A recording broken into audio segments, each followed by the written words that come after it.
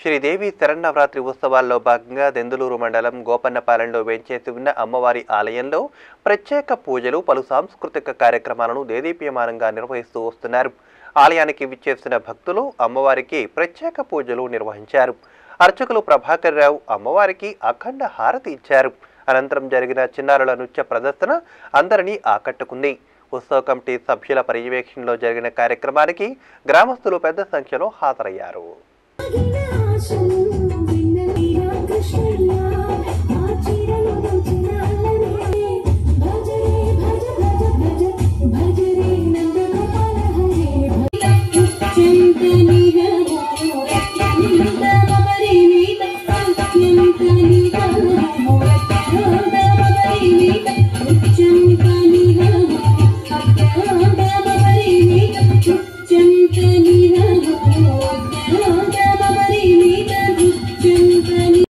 वक्षस्थले कौस्तुभं